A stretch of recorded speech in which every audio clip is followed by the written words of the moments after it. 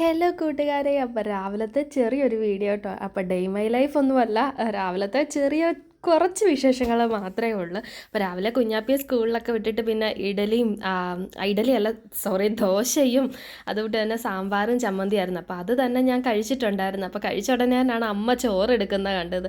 അപ്പം നമുക്കിപ്പോൾ ഇനി എത്ര വയറ് നിറച്ച് കഴിച്ചെന്ന് പറഞ്ഞാലും നമ്മുടെ അമ്മമാർ ചോറൊക്കെ കഴിക്കാൻ വായിക്കുമ്പോൾ നമുക്ക് ഒരു കഴിക്കുന്നത് എല്ലാവർക്കും ഒരു ഇഷ്ടമുള്ള കാര്യമാണല്ലോ. ഇപ്പോൾ എത്ര വയറ് നിറച്ച് നമ്മൾ ആഹാരം കഴിച്ചെന്ന് പറഞ്ഞാൽ അത് പ്രത്യേക ഒരു ടേസ്റ്റ് ആണല്ലോ.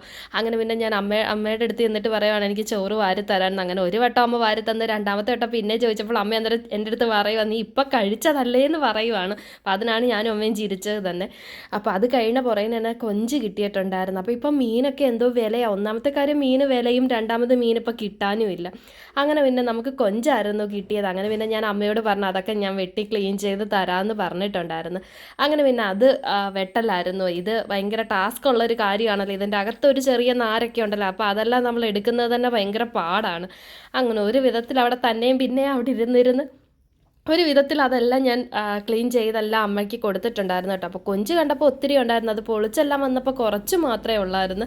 അപ്പോൾ വേസ്റ്റ് ആണെങ്കിൽ ഒരു ഒത്തിരി ഉണ്ടായിരുന്നു. അങ്ങനെ പിന്നെ അത് പിന്നെ നമ്മൾ നമ്മുടെ പറമ്പിൽ കൊണ്ടുവന്ന് കളയുവാണ് ചെയ്യുന്നത് കേട്ടോ. അങ്ങനെ ചില ആൾക്കാർ വാഴയ്ക്കും അതുകൊണ്ട് തന്നെ നമ്മുടെ കൃഷിക്കൊക്കെ കൊണ്ടുവന്ന് ഇടുകയൊക്കെ ചെയ്യും. അപ്പം നമ്മൾ ഇതുകൊണ്ട് തന്നെ നമ്മുടെ റംബൂട്ടാൻ്റെ മരം നിൽപ്പുണ്ട്. അപ്പോൾ അതിനാണ് ഇത് കൊണ്ടുവന്ന് ഇടുന്നത് കേട്ടോ.